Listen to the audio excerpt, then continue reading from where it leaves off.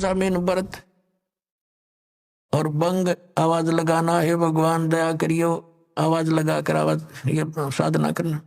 तो कहते हैं उस हजरत मोहम्मद जी जहां से ये आदेश लेकर आए थे उसमें भी उस काल भगवान ने भी इनको बिस्मल करने का आदेश नहीं दिया था।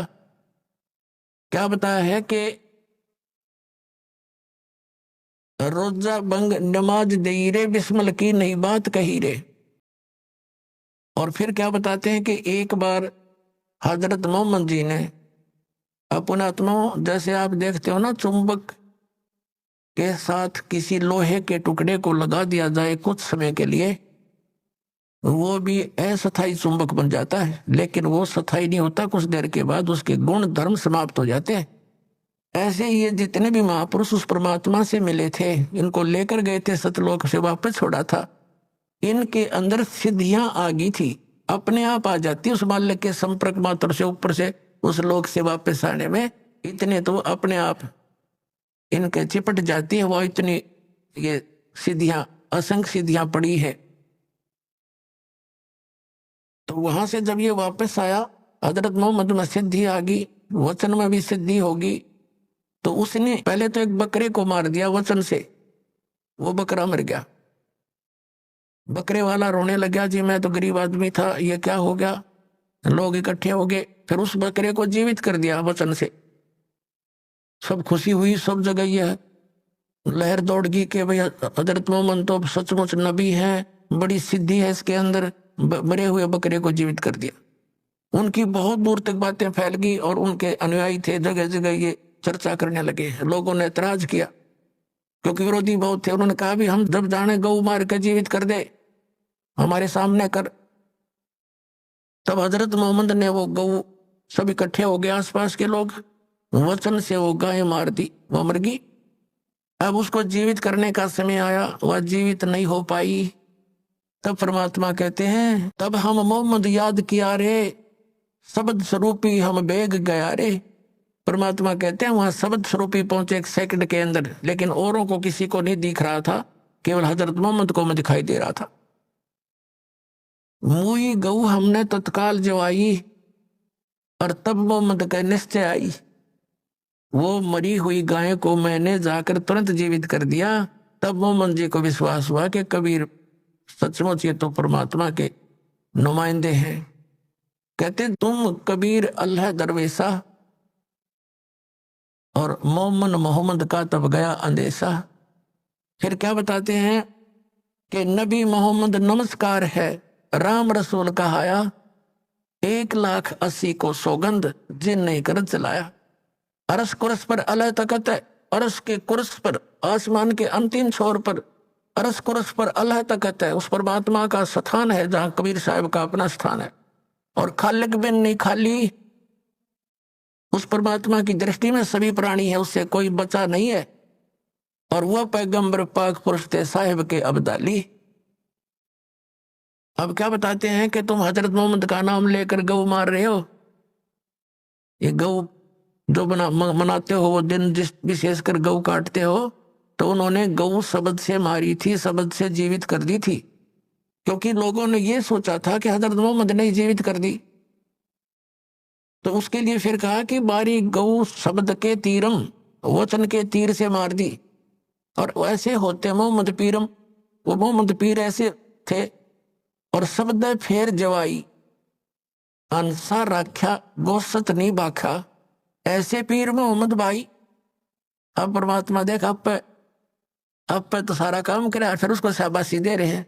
अरे हजरत मोहम्मद तो ऐसे महापुरुष थे, उन्होंने वचन से गाय मारी थी और वचन से जीवित कर दी। मांस नहीं खाया उन्होंने, जीव की रक्षा करी, और तुम मांस खाते हो उनकी आड़ में। तो उसके लिए कहते हैं वो पैगंबर पाक पुरुष थे साहिब के अब्दाली, वो महापुरुष थे, पवित्र आत्माएं थी। तुम उनके जब में ये पाप लग करते हो खुद और नाम लेते हो उनका। नबी मोहम्मद नमस्कार है, राम रसूल कहाया, वो तो आदरणीय महात्मा थे, महापुरुष थे और परमात्मा के नबी कहलाए। और 1,80,000 को सौगंध, उन कसम है, उन 1,80,000 मुसलमान बने थे तो उनके सीधे से थे, उन्होंने कर चलाया, उन्होंने ये जुल्म नहीं किया जो तुमने शुरुआत कर रखी है। और कहते हैं अर्श को अर्श पर अल्लाह तकत है, खालिक बन नहीं खाली, और वो पैगंबर पाक पुरस्ते साहिब के बदाली, वो तो पवित्र आत्माएं थी, उस परमात्मा की कृपा पात्र थे। तो इस प्रकार परमात्मा ये कहना चाहते हैं कि ज्ञान से ही हम वहां ले जाएंगे। अब जैसे हजरत मोहम्मद को ले गए, वो दृढ़ नहीं थे, अच्छी आत्मा अवश्य थी, मिले भगवान स्वभावश, लेकिन वहां नहीं रहे। और ये देख कौड़ कहानी बिगड़ गई उसके बाद यहाँ पर। तो इस प्रकार इस ज्ञान से ही हम सतलोक जाएंगे, क्योंकि हमें ये दृढ़ विश्वास होगा कि जो ये ज्ञान दिया जा रहा है ये ओनली इस दास का नहीं और केवल एक बनावटी इतिहास का नहीं, ये स्वयं गॉड गिवन परमात्मा ने आकर बताया और फिर अपने गवाह बनाए, सतलोक ले जाकर वापस छोड़ा उनको। और उन्होंने यही बताया, क्या बताया? मन तू चल रे सुख के सागर, जहाँ शब्द सिंधु रत्नागर। आदरणीय गरीबदास साहिब जी को परमात्मा सचखंड लेकर गए थे और फिर उनको वापस छोड़ा था, अपना गवाह बनाया था, उनको समझाया था, बेटा ये काल के जाल में फंसे हुए आपके सभी भाई बहन, और इनको समझाना है, ये ज्ञान मैंने तुझे दिया है, इसको प्रमाणित करके जाना। अब गरीबदास साहिब जी की वाणी अभी 150-200 वर्ष पहले लिखी गई, 250 वर्ष पहले, और दास उसी गरीबदास जी के पंथ से ही आगे आया है, और दास खूब परिचित है। परमात्मा ने ऐसी सख्त हिदायत दे रखी थी गरीबदास जी को, और गरीबदास जी ने आगे फिर ऐसी सख्ती से काम लिया कि इस वाणी में अगर किसी ने फेर बदल किया तो उसकी खैर नहीं रहेगी। ये दास देखा करता था कि गरीबदास ये संत महात्मा होते थे, ग्रंथ साहब में बहुत कुछ ऐसी बातें लिखी थी, वो चाहते थे किसी ने इसमें संशोधन कर दे थोड़ा। तो एक ने कोशिश की थी, उसको अधरंग मार गया संत को, आजीवन दुखी रहा। तो सब ने ये मान लिया कि जो इसके अंदर लिखा है परमात्मा का आदेश है, गरीबदास जी नाराज हो जाएंगे, इसको चेंज नहीं करना, ना तो ये भी बिगाड़ देते स्वरूप इस वाणी का। और इतनी ये प्रकाश में आई नहीं, इतनी पॉपुलर नहीं हुई। दास भी 37 वर्ष का हो गया था जब तक मैंने गरीबदास के नाम का पता नहीं था। जब 37 साल की उम्र में ये नाम प्राप्त हुआ सन 1988 में, तब गरीबदास नाम सुना था। और फिर वह जाने लगे, जब वाणी सुनी थी या पढ़ने में आवे नहीं, इस प्रकार की अमरवाणी हमने कभी देखी ना, हमने तो हनुमान चालीसा पढ़े थे, यह सारी और तरह की वाणी। और उसमें जब ये बताने लगे जिसमें कुछ ऐसी बातें हैं, परमात्मा जैसे अपने बच्चों को धमका देता है सभी पंथों और ग्रंथों वालों अन्यों को, ऐसी वाणी भी लिखी है। तो फिर किसी ने बताया कि भाई ये ऐसी ऐसी वाणी में सुधार करना चाहिए, तो दूसरा महात्मा कह रहा था इसमें छेड़ मत देना। एक दो ने ऐसे किया था, वो ऐसे बहुत दुखी हो गए थे, मालिक ने जो बोल रखी है वाणी में परिवर्तन नहीं होना चाहिए। तो इस दृष्टिकोण से इसमें बिगाड़ नहीं हो पाया, ये एज इट इज मिल गई हमने। परमात्मा ने इसका दोबारा इसलिए दिया था क्योंकि कबीर सागर में इन काल के दूतों ने गड़बड़ कर दी थी। उस अक्षति को पूर्ति करने के लिए गरीबदास जी के माध्यम से अपनी वाणी का यथार्थ ज्ञान का पुनः प्रकाश करवा दिया। अब क्या बताते हैं, हमने अपने को ये विश्वास हो जाना कि सतलोक क्या वस्तु है, तो वहां की रुचि इतनी दृढ़ बन जाएगी आपकी, आप सपने में भी यहाँ की किसी वस्तु को सोच नहीं सकते। इस ज्ञान से होगा। जैसा भी ये नकली पंथ ये बताते रहे, सतलोक के गुण गाते रहे, सचखंड सतलोक कहते रहे, सतपुरुष भी याद था इनका, लेकिन इनको ये नहीं मालूम सतनाम क्या है, सतपुरुष कौन है, सतनाम क्या है, सतलोक क्या है, सार शब्द क्या है। वही सतपुरुष, वही सतनाम, वही सार शब्द, वही सार नाम है, और वही सतनाम, वही सार शब्द कोई तो कोई इनका। और सतलोक में कुछ नहीं, वहां प्रकाश ही प्रकाश है, चेतन ही चेतन है, आत्मा उसमें जाकर ऐसी मिल जाती है जैसे बूंद समंदर में। ये तो इनका ज्ञान। और फिर समाधान 500 नाम काल के जाप करो, यो इनका समाधान। और जाओ सतलोक ये फूटे भाग तरे पर्चे तक कटवारे लोग कलबस की। और जाना था हमने 7 समुद्रों पार, जहाज की टिकट चाहिए थी, वह उनके पास नहीं। और बात करें होगा हम जाएंगे दूसरे देश में, यानी दूसरे देश से स्वदेश आना हो, टिकट तो ले रखी लोकल बस की, और बताओ नौके जहाज की सतलोक हिंदुस्तान आवांगे, तो वो जहाज की टिकट तो अलग से होती है, वो लोकल बस की टिकट से अलग होती है। तो यह सतनाम जो है ये यहाँ से सतलोक जान की टिकट है। और सारनाम फिर इसमें दुर्गा पंच लग जाएगा, ले बात बन गई, फिर वहीं पहुंचेंगे हम सतलोक में। तो वहां ऐसी सृष्टि है जो यहाँ तो काल ने डुप्लीकेट बनवा रखा है, सारा मटेरियल नकली, 5 तत्व 3 गुण से। ये नाशवान है सारा कुछ, यहाँ के सब भगवान, इनके देवता कृत्रिम, ये सब नाशवान है। और वहां सतलोक के अंदर अभिज्ञान सुनाते हैं, जैसा कि श्रीमद् भगवत गीता अध्याय नंबर 7 के श्लोक 29 में कहा है कि तत्ब्रह्म को जानकर और सारे अध्यात्म ज्ञान से परिचित, सभी कर्मों से परिचित प्राणी केवल जरा और मरण से, जरा माने वृद्ध अवस्था बुढ़ापा, मरण माने मृत्यु से छूटने का प्रयत्न करते हैं, वे उस तत्ब्रह्म को जानते हैं। तत्ब्रह्म के विषय में अर्जुन ने 8वें अध्याय के प्रथम श्लोक में पूछा कि किम तत्ब्रह्म, वो तत्ब्रह्म कौन है, वो भगवान कौन है जिसको जानने के पश्चात प्राणी केवल जरा और मरण से छूटने का, बुढ़ापे और मृत्यु से छूटने का ही प्रयत्न करता है।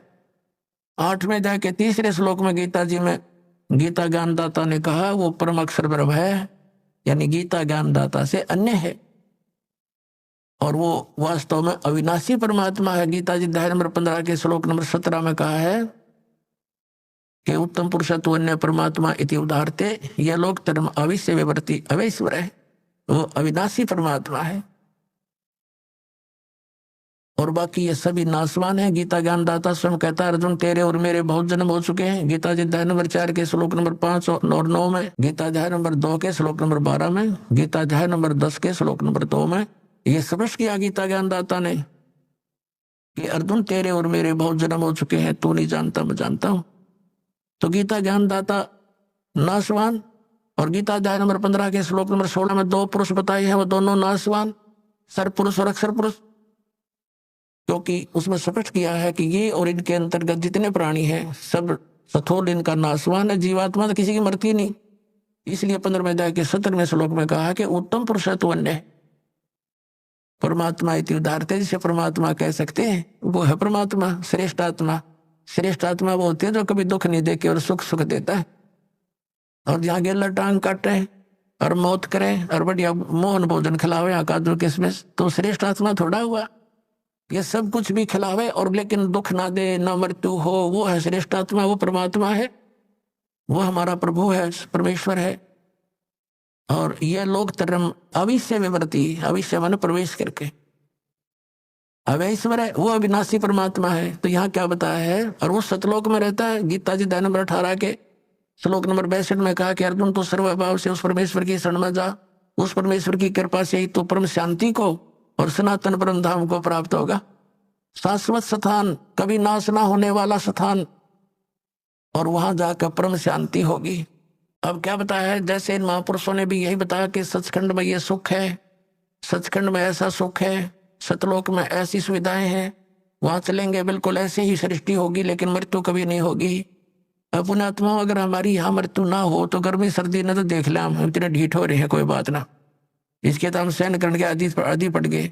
और बुढ़ापा ना हो फिर हम कदे भी ना जाओ, उड़े तो तेरी हमने वहां की, और गेला मृत्यु हो बताइए, इसका तो सबसे बुढ़ा काम। सारा जीवन जिस व्यवस्था के करने में लगे रहते हैं, फिर तो बुढ़ापा जब लास्ट एज आती है इसकी, सब तक सारा शरीर कंडम हो जाता है, उठा जाता ना बैठा जाता, ना काम करती ना जाड़ करती, पहले तक कह रही यही टूट ले इस पे, और फिर आ गई हम के दूध गड़े। तो परमात्मा कहते हैं जो सच्ची भक्ति नहीं करते, कहते हैं जीवित जग में जूती पड़े फिर जब तोड़े छाती।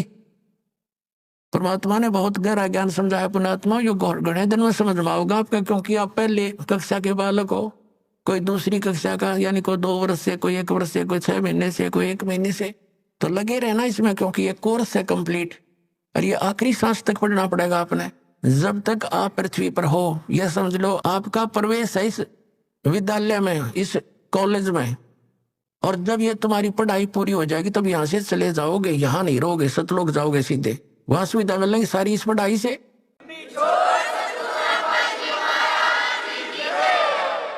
जैसे बच्चा कॉलेज स्कूल पढ़ता है तो उस पढ़ाई का फल उसको वहां कॉलेज में नहीं मिलता, वहां को अगर कोई बकवाद करता है तो वो अपना जीवन नष्ट करता है। वहां सुविधा ले रहा है, पिक्चर देखे, अच्छे खाना खावर, दारू दूरू शराब पीवर, पढ़े नहीं। तो यहाँ जो अन्य कार्य हम कर रहे हैं ये इस कॉलेज के नियमों के विपरीत है, ये नहीं करने आपने तो यहाँ से अपनी पढ़ाई करके खूब मेहनत करके भक्ति करके, और ये सुविधा आपको सतलोक में मिलेंगी। दो बच्चा स्कूल कॉलेज में पढ़ता है, उसकी सुविधा उनको बाहर फील्ड में मिलती है, वहां नहीं मिलती वह। तो ये पृथ्वी जो है, ये एक परमात्मा ने ये दास भेज दिया आपके लिए यहाँ टीचर बना के, और आप स्टूडेंट विद्यार्थी हो। और ये आधुनिक इंस्ट्रूमेंट ये गॉड गिवन है, ये ना समझना मनुष्य की खोज है। ये मनुष्य यही था, 4 युग हो गया, पिछला इतिहास देख लो। एक रेडू में बुग्गी बुग्गी जितना स्थान होता था, और उसमें अच्छा खच्चर जोड़ के घोड़े और घसीटे फिरा करते ये मानव कहाँ थे पहले, इनके पास मिट्टी के कटोरा में रोटी खाया करते कसोरों में। तो ये मालिक ने दिया है कि एक का टीचर बतेरा घर बैठे सुना करेंगे बच्चे अपने मालिक के सारे लेक्चरों को। ये 10 लेक्चर देगा, भगवान का दिया हुआ ज्ञान घर बैठे सुनेंगे और पढ़ा करेंगे, गदगद हो जाएंगे घर पर बैठे। ना ये इंस्ट्रूमेंट मनुष्य बना दे, या भूल अजीब की सपने में भी ना सोचना। इसलिए दाता ने दया करी, यह भी से बने ये टीवी टावी, ये पहले ना बने। 5500 वर्ष हो गए कलयुग ने बीते हुए ने, अब यह पिछली पीढ़ी आनी थी, इसीलिए मालिक ने आपको शिक्षित भी किया और ये सुविधा इंस्ट्रूमेंट दिए, प्रोजेक्टर दिया। आप इतनी दूर बैठे आसानी से प्रमाण देख सकते हो, निश्चिंत से हो जाते हो, 1 मिनट के अंदर ज्ञान समझ में आ जाता है। अब वो सतलोक कितना सुखदाई है। मन तू चल रे सुख के सागर, सुख सागर किसे कहते हैं जहां दुख नाम की चीज ना हो, केवल सुख ही सुख हो। जैसे समुद्र में समुद्री जहाज 200 किलोमीटर चला जाता है, आज इधर उधर देखते हैं तो कोई वस्तु जल के अतिरिक्त दिखाई नहीं देती, जहां देखे वहां जल ही जल, जल ही जल, जल ही जल दिखाई देता है। इसी प्रकार सतलोक के अंदर बताया परमात्मा के ने, और साथ में उन महापुरुषों ने जिनको वो लेकर गए थे, गवाह बनाए, प्रत्यक्ष दृष्टा बनाए, उन्होंने बताया कि वो सुख सागर है, वहां कोई दुख नाम की वस्तु नहीं, कोई पर भी शंखों लहर मेहर की उपजे, और कहर नहीं जा कोई, दास गरीब अचल अविनाशी, और सुख का सागर सोई। अब क्या बताते हैं गरीबदास साहिब जी, परमात्मा के प्रत्यक्ष दृष्टा, भगवान को देखकर, वहां के स्थान को देखकर। जैसे पुण्यात्माओं दास के साथ तो बहुत बार बनी है ये कहानी, ये पिछले संस्कार थे, वो भक्ति अंगड़ाई लेती थी, तो कई बार एकदम ऐसी मन की स्थिति हो जाती थी, जैसे हम किसी ने कोई कटु वचन भी बोल दिया उससे दुखी भी होते हैं, या कोई टेंशन बनी हुई होती है, या किसी के प्रति और वैसे द्वेष बना हुआ होता है, तो वो कति खत्म हो जाता। बिल्कुल सपने काफी देर तक सोचते कि उसने ऐसा कष्ट दिया था, निकम्मा आदमी है, ये मन में ही नहीं आती, और ऐसा आता जैसे अपने से दिखाई देते। कोई टेंशन किसी प्रकार की अपने आप नष्ट हो जाती, कुछ देर तक रहती वह, उसके जाने के बाद फिर देखते हैं वो ही जो की तो वैसा ही उसने ऐसा कर दिया, देख उसने ऐसा नहीं करना चाहिए था, और वो चिंता वो टेंशन फिर स्टार्ट हो जाती। तो वो एक मेहर की लहर थी, यानी अपना दुश्मन भी मित्र दिखाई देता था, वह लहर ऐसी हिलोर उठी अंदर तक। और उसके जाने के बाद फिर वो कर न्यू का न्यू, वो नो कर दिया, वो नो हो गया, ऐसा हो गया, फलाना हो गया, वो कैसे होगा। तो ये कहर की लहर शुरू होगी, वो मेहर की लहर थी। तो गरीबदास साहब जी कहते हैं शंखों लहर मेहर की उपजे, वहां सारे ऐसे उमंग उठे, किसी के प्रति द्वेष से नहीं हो सकता, करने से चाहने से नहीं हो सकता, वहां व्यवस्था ऐसी है। और वहां कोई राग द्वेष की बात तक होना, कोई अभाव नहीं किसी चीज का। यहाँ तो हम डाकू बन गए, धनी बनने के लिए लुटेरे बन गए, डाके मारे, रिश्वत लें हैं और मिलावट करे, 36 पंगे पाक जुगाड़ सा जोड़े, सुखी होना चाहे, दूना दुख हो जाता है इससे, पाप इकट्ठे हो जाते हैं आपके सिर पे। वो धन तो आपके पास रहना नहीं, किसी और कारण से निकल जाएगा, और पाप सुरक्षित रह जाएंगे, वो तो नहीं भोगने पड़ेंगे आप जी ने। अब परमात्मा क्या बताते हैं कि शंखों लहर मेहर की उपजे, और कहर नहीं जा कोई, दास गरीब अचल अविनाशी, सुख का सागर सोई। वो सुख सागर है सतलोक, जहां अचल अविनाशी शाश्वत स्थान, वो सतलोक है। और फिर क्या बताते हैं, जब तक आप सतलोक में नहीं जाओगे, परम संत तुम्हें नहीं मिलेगा, तब तक आप यहाँ काल की व्यवस्था की जितनी भी पूजाएं साधनाएं वेदों तक की कर रहे हो, या अन्य जो साधना इस तत्व ज्ञान के अतिरिक्त कर रहे हो, उनसे क्या प्रतिफल आपको मिलेगा। क्या बताते हैं, कोट जन्म तन बरमत हो गए, कुछ ना हाथ लगा रे, कुकर सुकर खरबया बोरे, कौवा हंस बुगारे। कोटि जन्म तू राजा की, ना मिटी न मन की आशा, भिक्षुक होके दर दर घूम लिया, मिला न निर्गुण रासा। इंद्र कुबेर ईश की पदवी, ब्रह्मा वरुण धर्मराया, विष्णुनाथ के पुर को जाके तो फिर भी वापस आया। असंग जन्म तन मरता हो गए, जीवित क्यों न मरे रे, द्वादश मद महल मठ बोरे, बहुर न दे धरे रे। दोजक भिष्ट सभी ते देखे, राजपाट के रसिया, तीन लोक से तरपत नाही, ये मन भोगी खसिया। सतगुरु मिले तो इच्छा मेटे, पद मिल पदे समाना, चल हंसा उस लोक पठाऊं, जो आदि अमर अस्थाना। चार मुक्ति जहाँ चंपी करती, माया होरी दासी, दास गरीब अभय पद पर से, वो मिले राम अविनाशी। अब क्या बताया है कि जो साधनाएं आप करते रहे सतनाम और सारनाम के अतिरिक्त, उससे आपको क्या मिला। कोटि जन्म तो भरमत हो गए, कुछ नहीं हाथ लगा रे, कुकर कुत्ता सुकर सुअर खरगदा, कुकर सुकर खरबया बोरे, कौवा हंस बुगारे।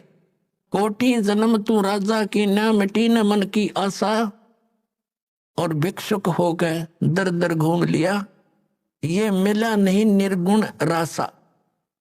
क्या बताते हैं गरीबदास साहिब जी अपने परमात्मा को साक्षात देखकर। पुणात्माओं, आज का सारा ही सत्संग, यानी ये जो तीनों दिन का सत्संग स्टार्ट जहां से हुआ था कि परमात्मा कौन है और ये जन्म मृत्यु का रोग हमारा कैसे नाश होगा, इसका जब तक हमें प्रमाण नहीं होगा कि किन महापुरुषों का यूं रोग कटा और उन्होंने कौन से मंत्र यानी कौन सी औषधि प्रयोग करी, तो तब तक हमें दृढ़ विश्वास नहीं हो सकता कि जिस उपचार को हम कराने जा रहे हैं ये हमारे को स्वस्थ भी करेगा कि नहीं। तो जब ये दृढ़ विश्वास हो जाएगा फिर तो आप इस पर समर्पित हो जाओगे और यो काम होगा ही होगा, क्योंकि ये प्रमाणित हो चुका है। तो इसमें क्या बताया है कि साधों से ती मस्करी और चोरा नाल खुशहाल, ये तो मल अखाड़ा जीतेंगे भाई युगन युगन के माल। ये अच्छी आत्माएं जो युगों युगों से परमात्मा के चरणों में कोई न कोई संघर्ष करते हुए आ रहे हैं, उन्हीं में से आज सफल होंगे। जैसे पहलवान होते हैं, एक्सरसाइज करते हैं, एक दूसरे के साथ कुश्ती करके संघर्ष करते रहते हैं, तो जब उनका आमना सामना दूसरे रेसलर से होता है तो उन्हीं में से विजयी होते हैं जो सक्सेस पहले से प्रैक्टिस कर रहे हैं। तो आप युगों युगों से करते आ रहे हो, आज की बात नहीं है। तो कहने का तात्पर्य है कि जब तक हमें इन जो साधना हम कर रहे थे उन तक के लाभ होना था और होता रहा है। आपको तो पता ही नहीं, अब तो बालक हो, विद्यार्थी हो, टीचर ही मास्टर बताया करते हैं और डॉक्टर बताया करते हैं कि जो औषधि तुम खा रहे थे इससे लाभ ये नहीं होना था। तो क्या बताया है कि कोटि जन्म तू राजा की, ना मिटी न मन की आशा, भिक्षुक होकर दर दर घूम लिया, पर मिला नहीं निर्गुण रासा। जैसे पुण्यात्मा ऐसी थी, राज भी त्याग कर परमात्मा की खोज में चल पड़े। कोई कहीं वनों में गए, उनका ये सोच थी कि वनों में साधु संत रहते हैं, पहाड़ों पर गुफाओं में रहते हैं और उन्होंने भगवान पा रखा होगा, वो हमें बता देंगे, हम भी साधना करेंगे। तो उनके पास वो गए, उन्होंने जैसा उनको मार्गदर्शन किया उन्होंने साधनाएं भी की। उनके द्वारा बताई गई साधनाओं भक्ति से क्या बेनिफिट हुआ, राजा बन गया, इंद्र का स्वर्ग का राज्य प्राप्त हो गया। लेकिन समय जब पूरा हो गया उस राज्य का, उसके पुण्य समाप्त हुए, तो फिर पृथ्वी पर आ गया, फिर पृथ्वी पर राजा बन गया। राज का समय पूरा होते हुए फिर यहाँ पर पृथ्वी पर कुत्ते गधे सूअर की योनियां प्राप्त करके यहाँ भटक रहा है। तो क्या बताते हैं, कोटि जन्म तन भरमत हो गए और कुछ नहीं हाथ लगा रे। अब हम अपने जब तक सत्संग नहीं सुनते, अपने ही विचारों से, समाज के से सुने हुए उस ज्ञान से हम किस रंग में रंगे हुए थे, कोठी बना दे, बढ़िया कार ले ले और अच्छी प्रॉपर्टी बना दे अपने बच्चों के लिए।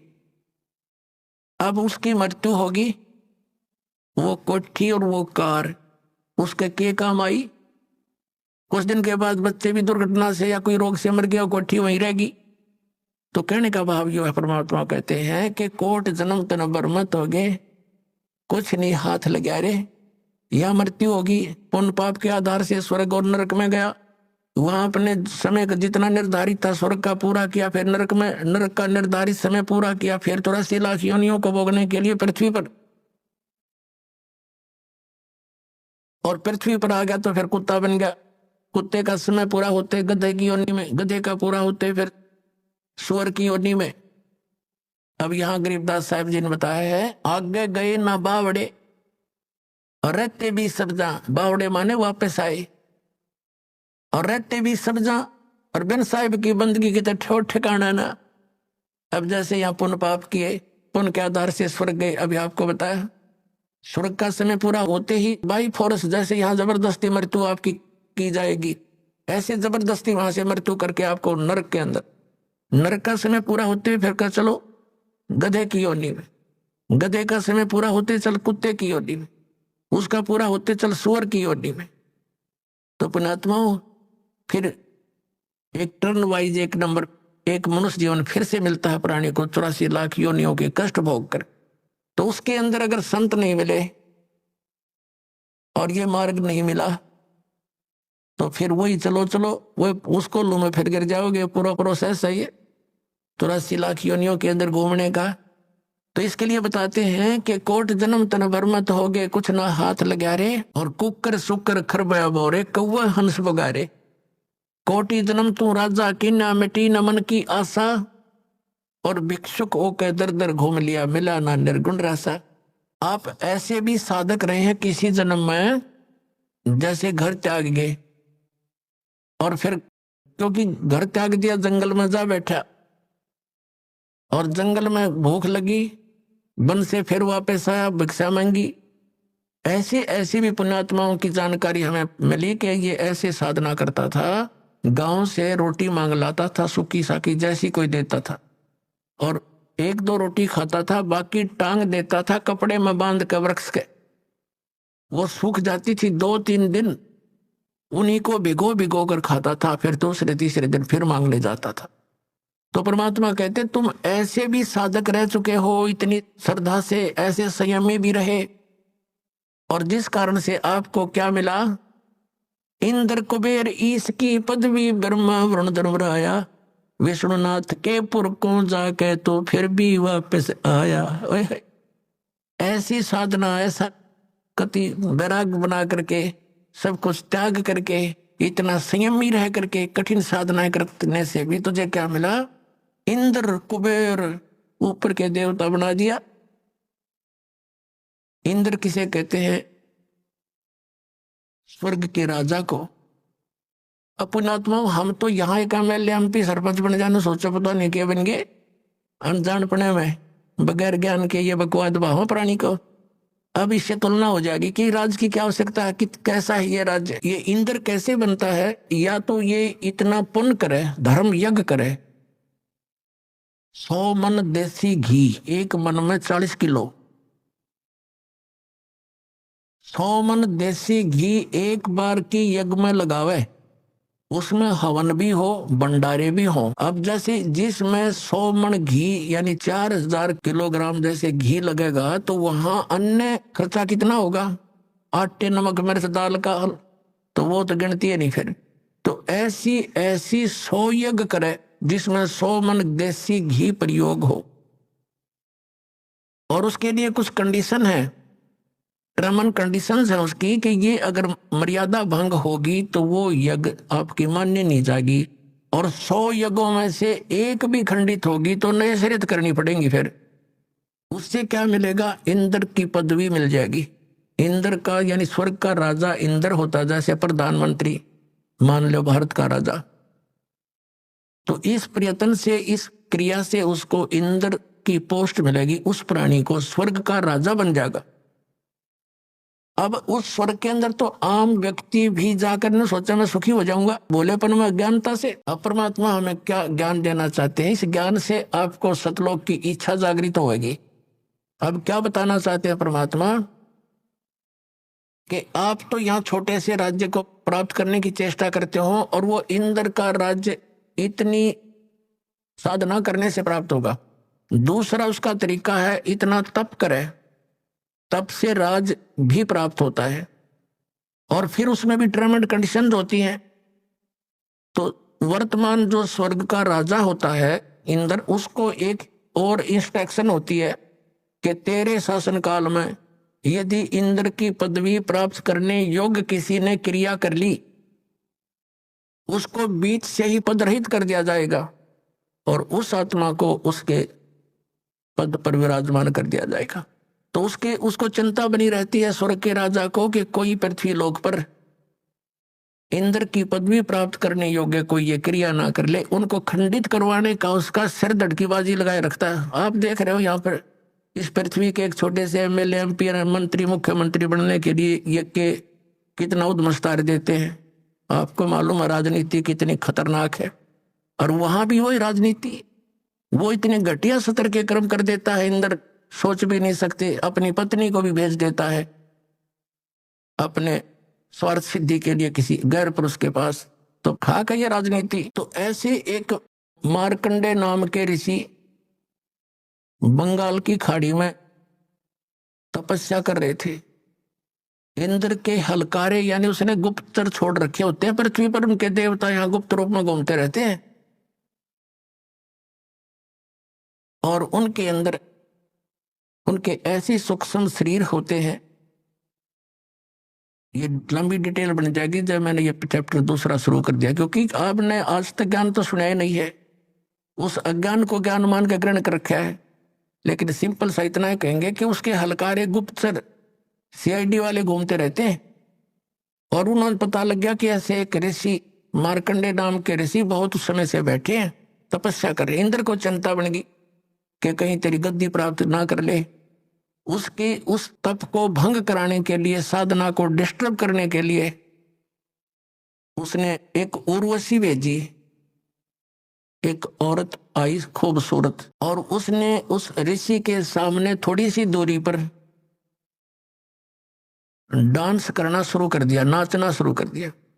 और वहां का एक सिद्धि से वहां का वातावरण ऐसा बना दिया जैसे ना गर्मी ना सर्दी, और सुगंध उठ रही हो जानो चारों तरफ से, ऐसे जानो ऐसा बड़े मनमोहक वातावरण बना दिया।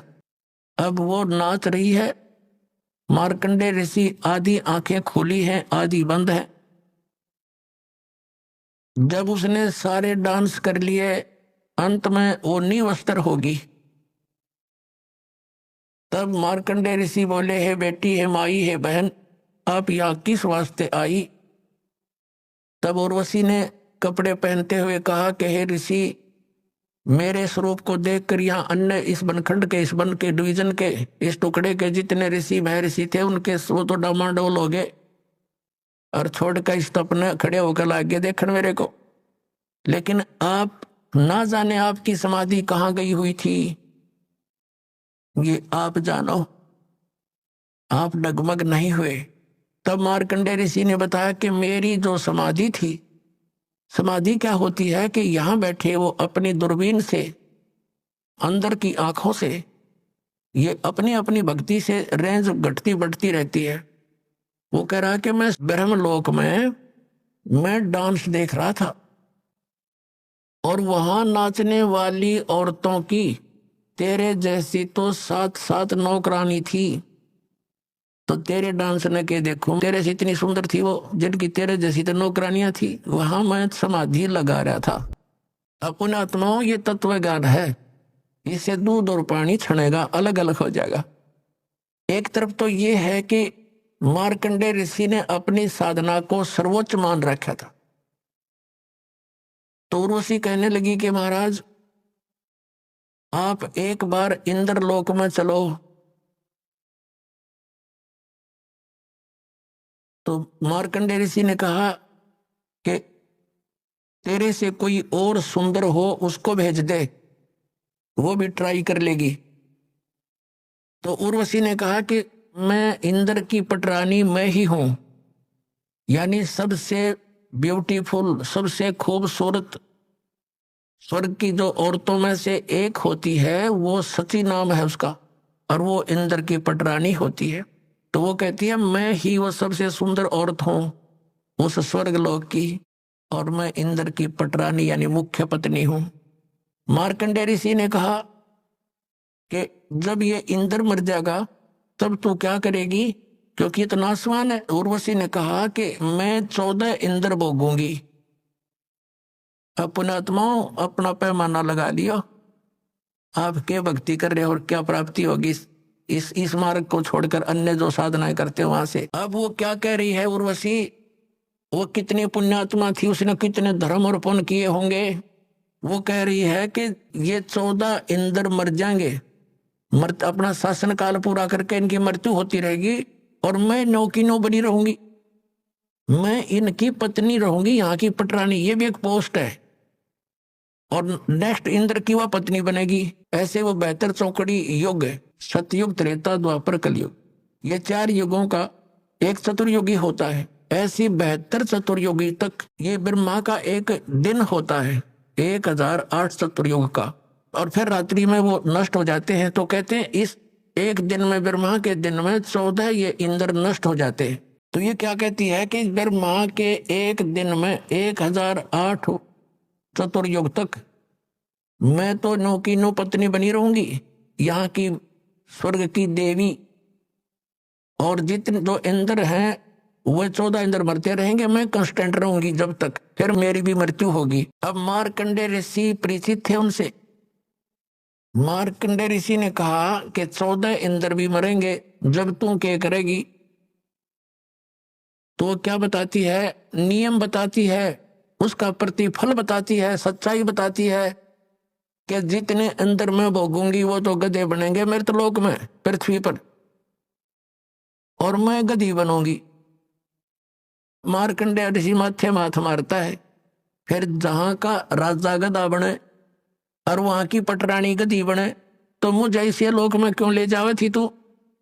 तब उस इंद्राणी ने कहा कि इसलिए ले जाना चाहती थी कि मेरी इज्जत रह जाती, नहीं तो मेरी मजाक करेंगे, मुझे सजा दी जाएगी कि तू हार के आगी। या दंड देता है वो जो उस जिन लड़कियों को भेजता है किसी को, जैसे विश्वामित्र तपस्या करे था, उर्वशी भेज दी इस इंद्र ने, तो उसके साथ उसका संपर्क हो गया। एक लड़की होली ना जब जन्म करके और छोड़ के जाती रही अक्षमाल ऋषि जी, फिर वो विश्वामित्र रोनता अंड है। तो ऐसी स्थिति है इनकी। अब वो क्या कहती है कि मैं अपनी इज्जत रखने वास्ते, और ऐसे वो इंद्र इन ऋषियों को और लड़कियों को जो स्वर्ग में सुखी मानते हैं, स्वर्ग में सुख हो जाता है, उनका वो नौकर है उसके सारे उस इंद्र के, और उनको बाई फोर्स भेजता है कि उसका धर्म भंग करके आ, नहीं तो तुझे सजा दूंगा। वहां कोड़ों से पीटी जाती हैं औरतें जो स्वर्ग के वासी कहलाते हैं।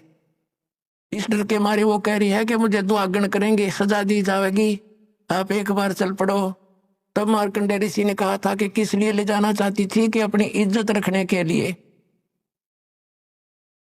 नहीं तो यूं कहेंगे तू भी हार का आएगी, सबसे सुंदर थी, सबसे शक्तिशाली थी। जब मार्कंडेय ऋषि ने कहा ए बोली आत्मा, तू आज भी गधी, क्योंकि 14 खत्म करेगी, और मृत्यु के बाद तू स्वीकार कर रही है परमानेंट गधी, तो फिर गधी का भी इज्जत किसी और इज्जत की ठेकेदार नहीं बनी बैठी, तो भाग यहां से। फिर क्या हुआ कि इंद्र आ गया वहां पर, स्वर्ग का राजा आ गया और कहने लगा हे बंदनिवाज, हम हारे तुम जीते, इंद्र की गद्दी प्राप्त करो। मार्कंडेय ऋषि कहने लगा अरे अरे अरे इंद्र तू क्या कह रहा है, इंद्र की गद्दी तो हमारे लिए काग की बीट है, हमें नहीं चाहिए, तो ये रख अपने को। और फिर मार्कंडेय ऋषि ने कहा इंद्र बात सुन बैठ जा। अब इंद्र तो खुश हो गया कि ऋषि ने बख्श दी मेरी गद्दी वापस, अभी हमने तो इतना ज्ञान है। तब समझाने की चेष्टा की मार्कंडेय ऋषि ने कि देख मृत्यु के उपरांत तू पशु बनेगा, गधे की योनि में जाएगा, आजा तुझे ऐसी भक्ति बता देता हूँ तेरा मोक्ष हो जाएगा, ब्रह्मलोक में चला जाएगा। अब इंद्र क्या कहता है कि महाराज जी इब तो मौज करने दो, फिर देखूंगा, फिर बोलो। अपने आत्माओं सबके वही बीमारी है जो इन स्वर्ग के देवताओं तक के, आपने भी यही है। अब जैसे ये दास किसी को, अपने मित्र प्यारे को, जैसे दास जूनियर इंजीनियर की नौकरी करता था जेई की, तो उन अपने साथियों को भी कोशिश की समझाने की, जो जिसको थोड़ा सा ज्ञान स्वभाव था उसको बैठा के समझाने की चेष्टा की। तो वो क्या कहता, भाई फिर देखांगे, फिर देखांगे, फिर के देखांगे, गधा बने पाछा तो कुमार देखेगा। फिर 2.5 मन का बोरा कमर पर और लाठी कब लगेगी गट्टियां पे।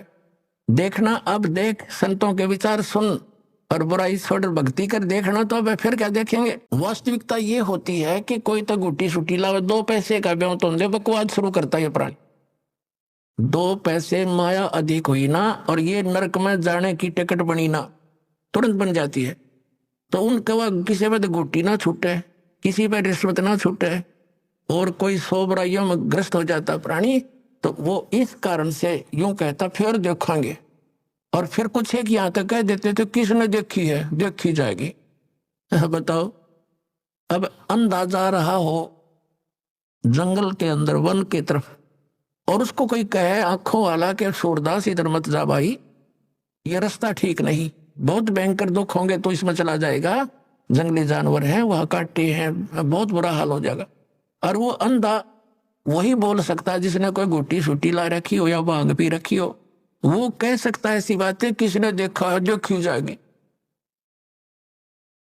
अब अंधे न दिखता ना, आँखें की वो मानता ना, और फिर नो के किसने देखा, जिसने देखा है वही तो बता रहा है कि ये रास्ता गलत तेरा। अपना आत्मा वही स्थिति आज हमारी थी, हमने अब काल की भांग गणी पी रखी है सभी ने। कबीर साहब कहते हैं, कबीर ये माया अटपटी और सब गट आण अड़ी, किस किस ने समझाऊं या कुआ भांग पड़ी।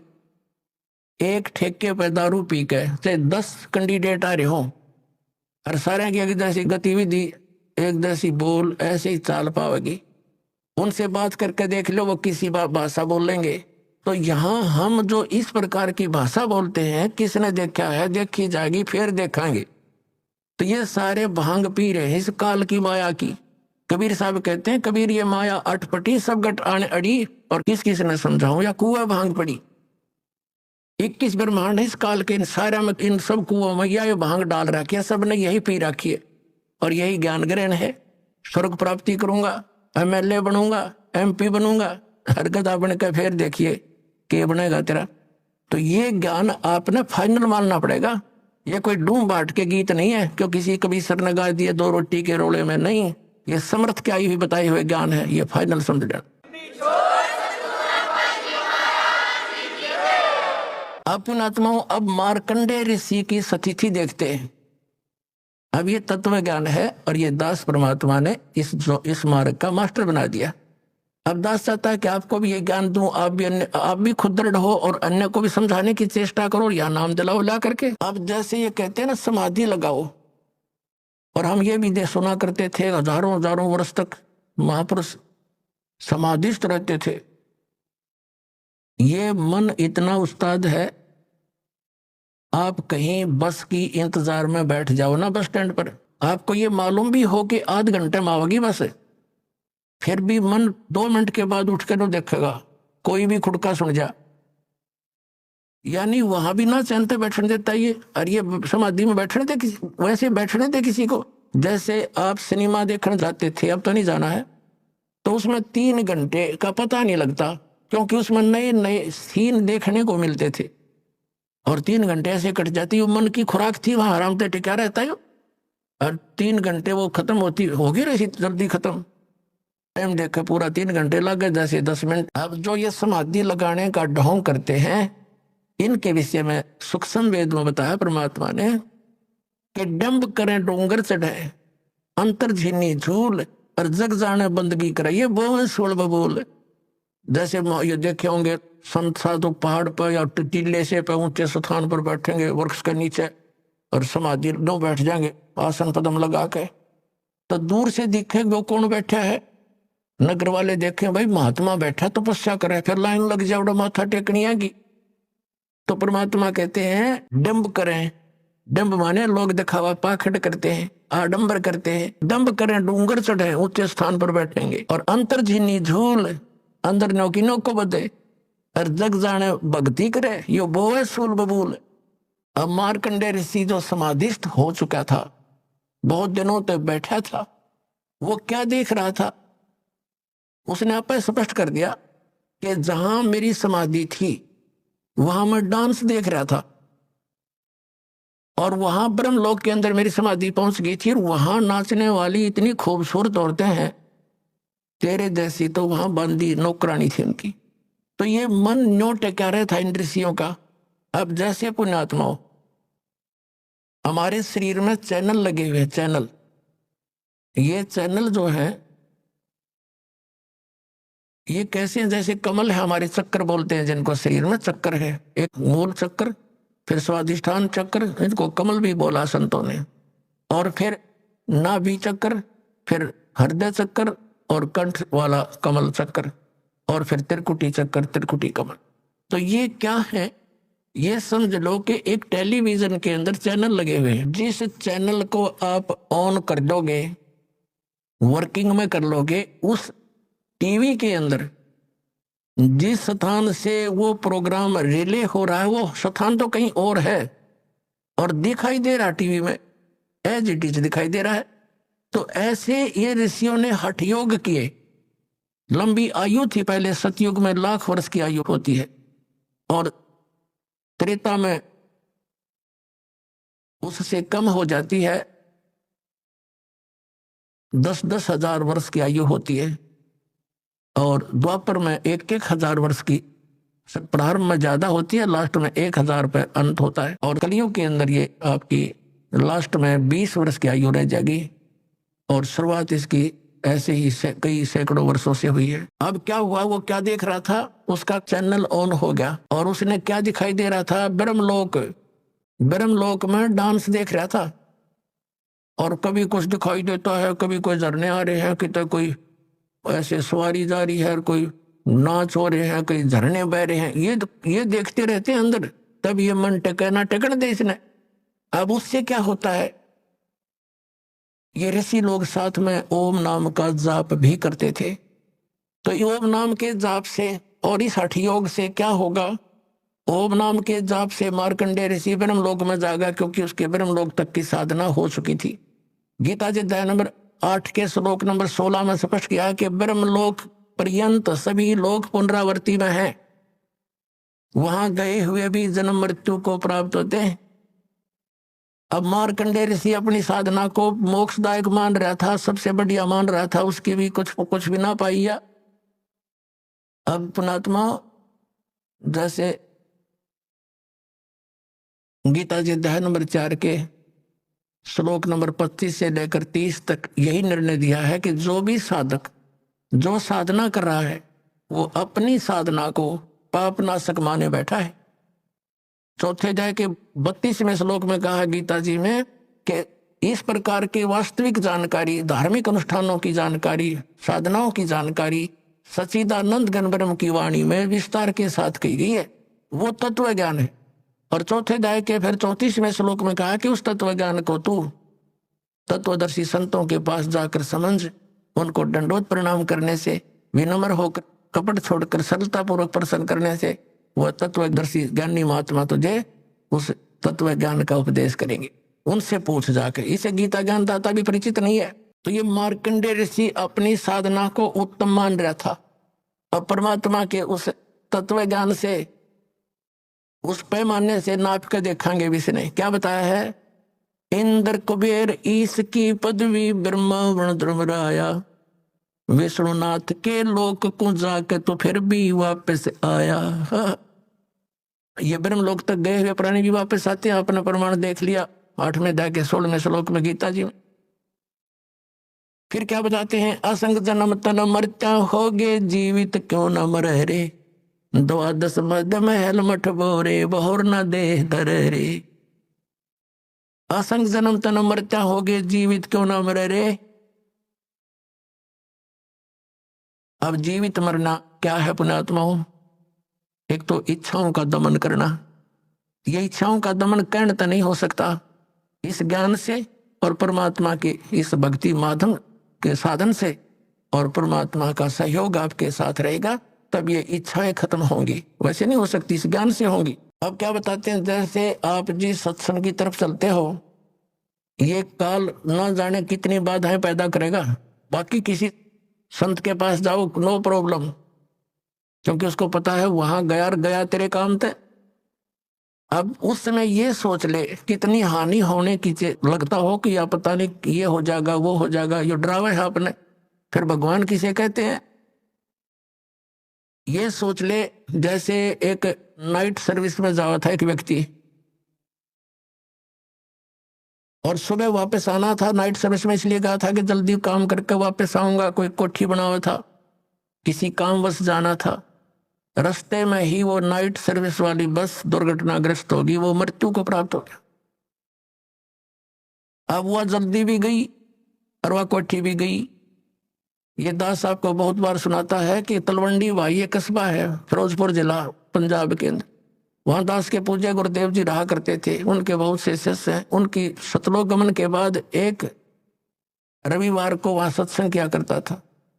वहां गुरुदेव के शिष्यों के कुछ रिलेटिव आए हुए थे, किसी बुढ़िया की मृत्यु के उपरांत शोक व्यक्त करने के लिए। वो शनिवार को जाने लगे, शुक्र को आए थे। तो हमारे उन भक्तों ने कहा कि आप सत्संग सुन के जाना, कल रविवार है, रुक जाओ, 9 बजे सत्संग होगा, 2 घंटे सत्संग सुनना। वो कहता मैंने बहुत सुने सत्संग और मुझे बहुत जल्दी है। तो उन भक्तों ने कहा कि आपने सत्संग बहुत सुने होंगे पर ऐसा नहीं सुना होगा, आप अवश्य सुनिएगा। अब रिश्तेदार तो प्रार्थना ही कर सकते हैं, जबरदस्ती नहीं कर सकते। वो नहीं माना, उसने कहा कि मेरा एक एग्रीमेंट होना है किसी पार्टी से, उसमें मुझे 5 लाख रुपए का बेनिफिट होगा। 1997 की बात है। 1997 में 5 लाख तो आज के 1 करोड़ समझ लो। अब उसने नहीं माना, शाम के समय चल पड़ा शनिवार को, यानी थोड़ा सा दिन रहता था। चंडीगढ़ के निकट जाकर के एक ट्रक खड़ा था बजरी का भरा हुआ, बजरी रोड़ी का, और उसकी किसी डिफेक्ट हो गया था। पिछले पहियों में दोनों पहिए निकाल रखे, बैक के चारों, अगला अगले पहिए 2 शेष थे और पीछे जैक ला रखा था। अब उसने तो 5 लाख दिखाई दिए थे, मारुति कार थी, पूरा परिवार था। वह ट्रक के नीचे घुस गई स्पीड पे।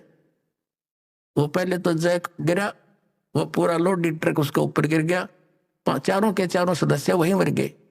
अब चाट ले उस 5 लाख के बेनिफिट ने, सिर पर दर्द उसको ठी ने। परमात्मा कहते हैं राम नाम कड़ुआ लगे, ये मीठे लगे दामे, दुविधा में दोनों गए, माया मिली नारा में। और जय वो रुक जाता, कहते संत सन में आणते आई टले बला, और जब मुस्तक में सूरी हुआ काटे में टल जा।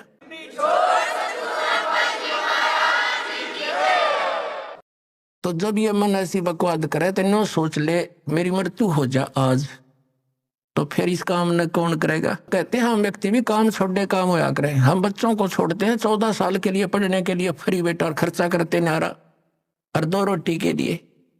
हम नहीं बताए वही ज्ञान है, यू ज्ञान इतना दृढ़ हुआ नहीं है कि इसमें भी कुछ करना पड़ेगा। इतना शीश दे देंगे हम इसमें भी, जब ये समझ में आओगा। ये कंपलसरी है, ये तो बहुत जरूरी है, अनिवार्य है हमारे लिए, और वो मजबूरी है पेट के लिए। तो ये सोच ले कि मेरी आज मृत्यु हो जा, फिर कौन करे। तो यूं सोच कर चल पड़, 2 दिन 3 दिन जैसा तेरी इच्छा हो कि मर गया मैं, चल भाई।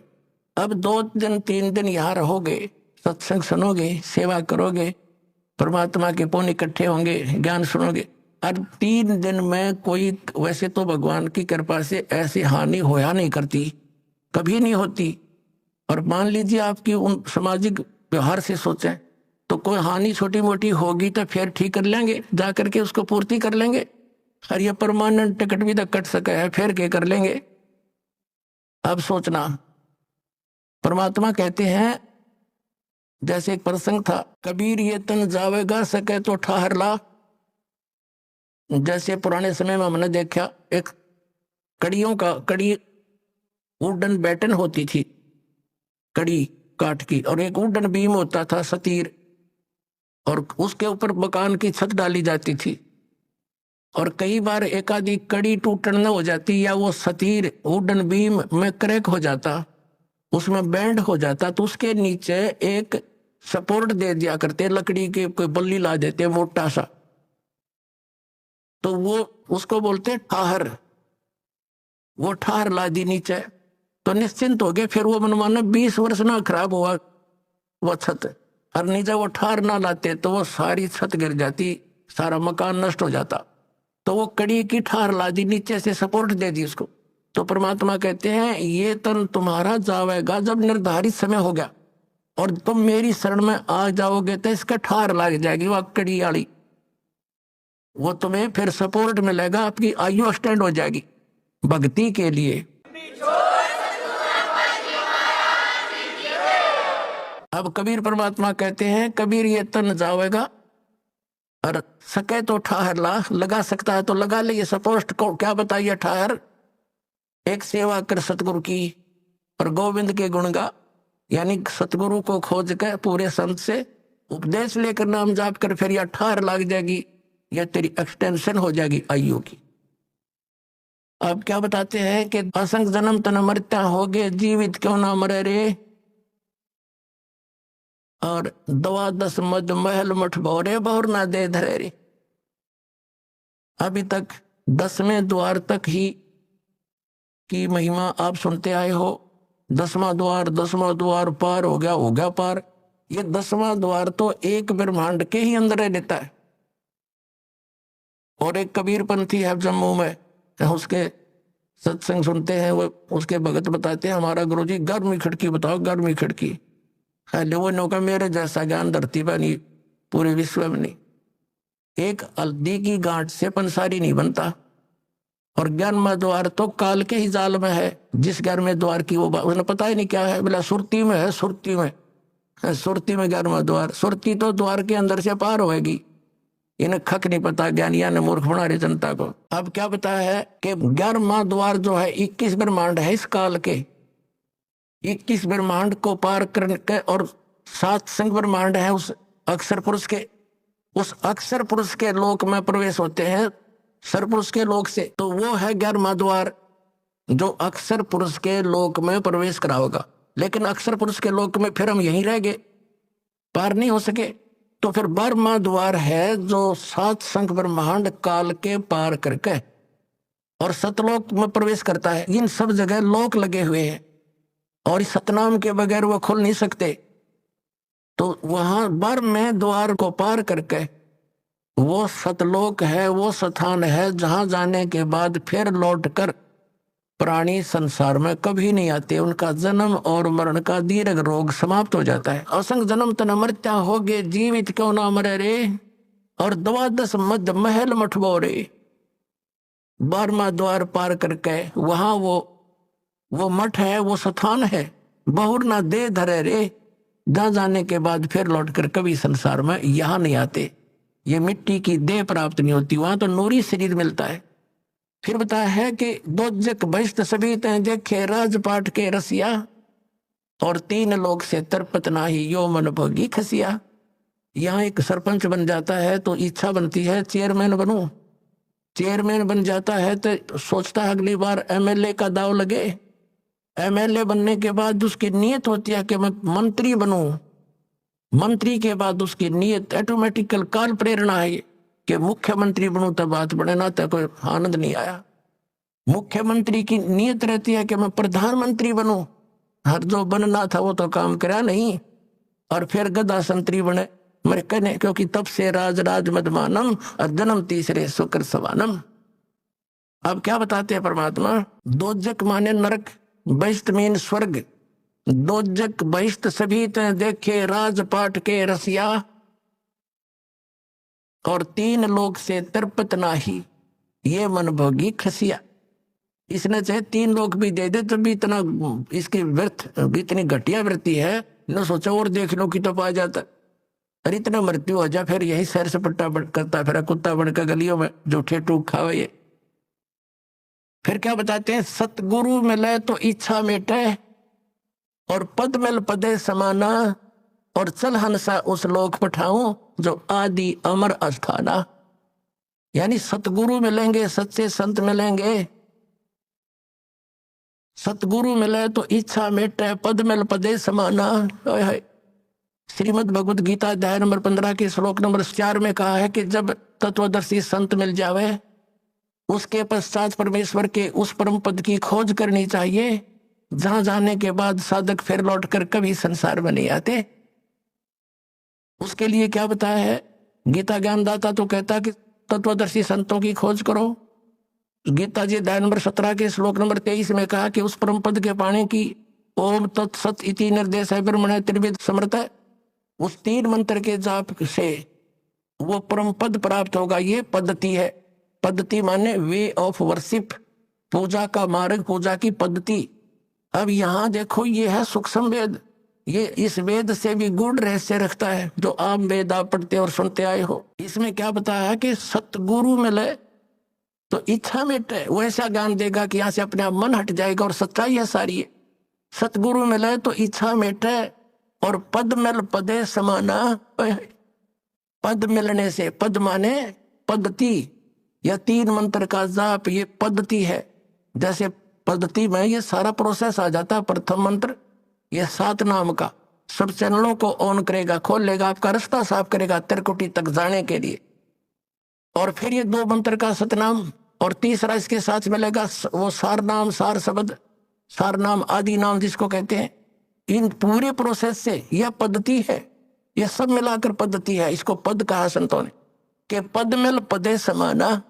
यानी ये पद्धति जब मिल जाएगी, पूरी प्रोसेस भक्ति का एक्यूरेट, तब उस पद में समा होगा, जहां जाने के बाद उस परम पद की प्राप्ति होगी, जहां जाने के बाद साधक फिर लौटकर कभी संसार में नहीं आते। सतगुरु मिले तो इच्छा मिटे, पद मिल पदे समाना, और चल हंसा उस लोक पठाऊं जो आदि अमर अस्थाना, जो शाश्वत स्थान है। गीता जी अध्याय नंबर 18 के श्लोक नंबर 62 में कहा है कि अर्जुन, तो सर्वभाव से उस परमेश्वर की शरण में जा, उसकी कृपा से ही तो परम शांति को और सनातन परम धाम को प्राप्त होगा। फिर क्या बताया है वहां क्या सुख है? 4 मुक्ति जहां चंपी करती, जो इन यहां तुम चौथी 4 मुक्तियां मानते हो इस नकली लोक में, और ये तो अस्थायी है, किसी की नहीं रह सकती। वहां जाने के बाद भी चौथी मुक्ति प्राप्त प्राणी भी पुनर्जन्म मृत्यु के अंदर आता है, और वहां ये सुख तुझे सदा बना रहेगा। 4 मुक्ति जहां चंपी करती, यानी तेरे नौकरानी बनकर खड़ी रहेंगी, तेरी सेवा महादर्य सुविधाएं पड़ी रहेंगी तेरे चरणों में वहां सदा। 4 मुक्ति जहां चंपी करती, माया होरी दासी, और दास गरीब अभय पद पर से वो मिले राम अविनाशी। होय होय।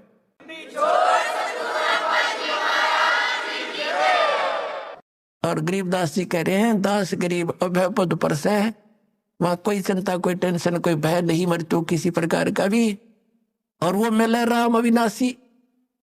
गीता जी अध्याय नंबर 15 के श्लोक नंबर 17 में कहा है कि उत्तम पुरुष है तू अन्य परमात्मा इति उदारते, यह लोक धर्म आविश्य विवर्ती। अवय ईश्वर है, वो है अविनाशी भगवान, वो परम अक्षर ब्रह्म है, वो कबीर देव है, वो कबीर परमात्मा है।